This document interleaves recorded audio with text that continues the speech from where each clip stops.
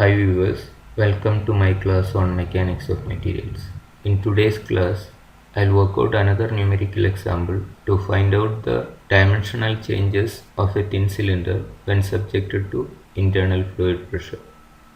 Let us begin. A thin cylinder 2 meter long and 200 mm in diameter with a 10 mm thick is filled completely with a fluid at atmospheric pressure. If an additional 25,000 mm³ fluid is pumped in, find the longitudinal and hoop stress developed. Also determine the change in length and diameter. Take nu as 0.3 and E as 2 into 10 raised to 5 Newton per mm square. So the cylinder is 2 meter long and 200 mm in diameter, and thickness of the wall is 10 mm. Initially it is completely filled with a fluid at atmospheric pressure. Okay. If an additional 25,000 mm³ fluid is pumped in, you have to find out the longitudinal and hoop stress. So when you fill another 25,000 mm³ of fluid, it's already completely filled. So if you want to fill 25,000 mm³ of fluid further inside the cylinder, you have to fill so much of fluid inside, so it has to pressurize the fluid. It will go beyond atmospheric pressure. So pressure, initially it's atmospheric pressure, it's already filled. So if you have to pump further fluid inside, it will create a pressure, and fluid pressure inside the cylinder will increase. So this additional fluid pumped in will increase the pressure inside the cylinder, and this fluid has to be accommodated inside the cylinder. Okay, so there will be a volumetric strain because of increased pressure, and now the volumetric strain you can calculate. So much is the volume change of the cylinder, and this volume change will create volumetric strain. So you can calculate the volumetric strain, and Poisson's ratio is given. You are given Poisson's ratio and Young's modulus of the material. Let us work out. Diameter is 200, length is 2 meter or 2000 mm, thickness is 10 mm, Poisson's ratio is given 0.3, Young's modulus is 2 into 10 raised to 5 Newton per mm square. Now additional fluid pumped in is 25,000 mm³. Now this additional fluid is a change in volume. So whatever additional fluid pumped in is a change in volume. So you can take delta V as 25,000 mm³. You know the cylinder dimensions. From that you can find out the initial volume. So change in volume is known. Initial volume you can calculate. Then you can find out the volumetric strain. So we are directly getting the volumetric strain. We don't know the pressure created inside. We can find out the pressure now. Once you know the volumetric strain, we have an expression for volumetric strain in terms of pressure. Okay, even if you doesn't know that, you can calculate from the basics. We have volumetric strain equation in terms of longitudinal stress and circumferential stress. Okay, let us calculate the volume of the cylinder. Initial volume is pi by 4 d square L. Pi by 4 into diameter is 200, so 200 square into length is 2 meter or 2000 mm.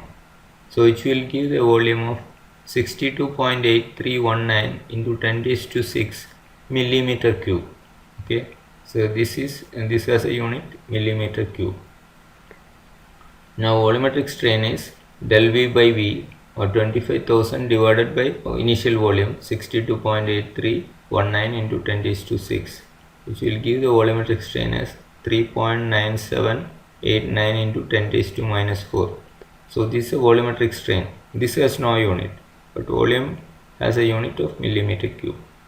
So this is in mm³, this is in mm³, so that units cancels and volumetric strain is so much. So 3.9789 into 10 raised to minus 4 mm³ is the increase in volume for every 1 mm³ of initial volume. So I have explained this derivation earlier, but if you doesn't remember also okay, we can go to the basic definition of volumetric strain and calculate the stresses. But if you remember this formula, you can directly apply this formula. EV, volumetric strain, is equal to PD by 4TE into 5 minus 4 nu. From that you can calculate the pressure. Diameter is known, thickness is known 10 mm, and Young's modulus is 2 into 10 raised to 5. Poisson's ratio is given as 0.3. So volumetric strain we have calculated here. So this is a volumetric strain. You can substitute volumetric strain and putting all that dimensions and properties of the material, you can find out the pressure induced inside. So it creates a pressure of 4.188 megapascal. This is in addition to atmospheric pressure. So we will be always working out the gauge pressure, that is pressure relative to atmospheric pressure. So it has increased the pressure beyond the atmospheric pressure by an amount 4.188 megapascal. So this is a pressure inside. Pressure usually we express as a gauge pressure, that is in relation to atmospheric pressure. Over and above atmospheric pressure, this is a pressure. So once you know the pressure, you can find out the circumferential stress as PD by 2T, and you can proceed like this. Okay. Or if in case if you don't remember that formula, you can go for the definition for volumetric strain. We have another basic definition for volumetric strain. Volumetric strain is equal to EL plus 2ED. Volumetric strain is EL plus 2ED. And EL we know, longitudinal strain, sigma L by E minus nu sigma C by E. And ED we know, circumferential strain, sigma C by E minus nu sigma L by E. And sigma C, either sigma L you can substitute in terms of sigma C or sigma C in terms of sigma L. So I substituted sigma C, which is circumferential stress, is twice the longitudinal stress. So I substituted sigma C as 2 sigma L, and here also sigma C as 2 sigma L. So you will get one variable sigma L. So sigma L by E, and here you have 2 into 2, 4 sigma L by E, which make it 5 sigma L by E, and minus 2 nu sigma L by E. Here you have minus 2 nu sigma L by E. So it will make minus 4 nu sigma L by E. So sigma L by E into 5 minus 4 nu. So this expression you can get for volumetric strain. So it's not in pressure. If you substitute sigma L, that is longitudinal stress, as PD by 40, you are getting the earlier expression, PD by 40 into 5 minus 4 nu. Okay. So the expression which you worked out, PD by 40 into 5 minus 4 nu. So it is sigma L. You can substitute sigma L as PD by 40. You will get the same expression. But you can use this expression to find out sigma L. Okay. EV is known. Poisson's ratio is known. So you can find out sigma L. Directly you can work out sigma L as 20.94, and double of that will be hoop stress. So you can use this expression or PD by 40 E into 5 minus 4 nu as a volumetric strain and find out P. So our intention is to find out hoop stress and longitudinal stress. So here itself you get the longitudinal stress, hoop stress is double of that. So if you have proceeded after finding out pressure, you can use that equation. Pressure is known now, sigma C is PD by 2T, you get circumferential stress. Half of that is longitudinal stress, or use PD by 40. Okay. So either way you can find out longitudinal stress and hoop stress inside the cylinder due to this volumetric strain induced in the cylinder walls. After getting longitudinal and circumferential stress, now you can find out the diameter strain, ED as sigma C by E minus nu sigma L by E, or 1 by E into sigma C minus nu sigma L, and E Young's modulus is known, 2 into 10 raised to 5. Sigma C is known, we have calculated 41.88 minus 0.3, Poisson's ratio 0.3 into sigma L is 20.94, which gives a diameter strain of 0.00017799. So this is a diameter strain, or it is 1.7799 into 10 raised to minus 4. Okay. A change in diameter, once you get the diameter strain, you can find out the change in diameter by multiplying diameter strain with the initial diameter. So diameter strain is so much, multiply that with initial diameter is 200, which will give the change in diameter as 0.0356 mm. So diameter will increase by so much. Initial diameter was 200.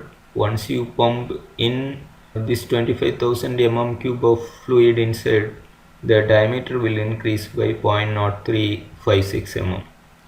So initially it was 200. Now after pumping in an additional 25,000 mm cube, it will create pressure inside, and the diameter will increase to 200.0356 mm. This is a change in diameter. Now let us find out the longitudinal strain. Longitudinal strain is sigma L by E minus nu sigma C by E, or 1 by E into sigma L minus nu sigma C. Sigma L is known 20.94 and sigma C is 41.88 and Poisson's ratio is 0.3. Young's modulus is 2 into 10 raised to 5.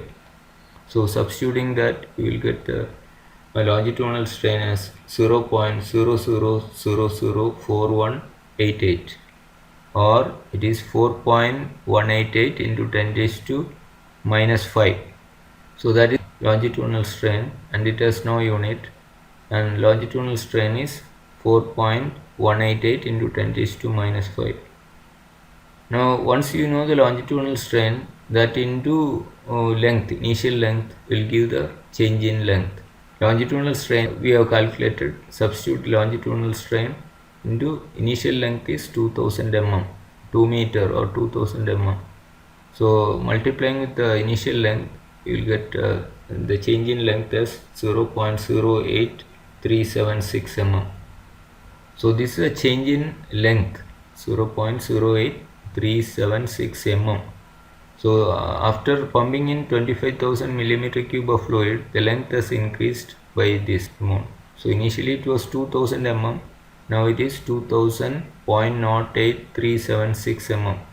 It is an increase in length plus, because it's a positive strain. You are getting a positive strain because volume is increasing. So the volumetric strain is positive, and even the change in diameter strain and longitudinal strain, both are positive. So we got the change in diameter and change in length of the cylinder due to this additional fluid pumped in. That's all for today. Thank you for watching.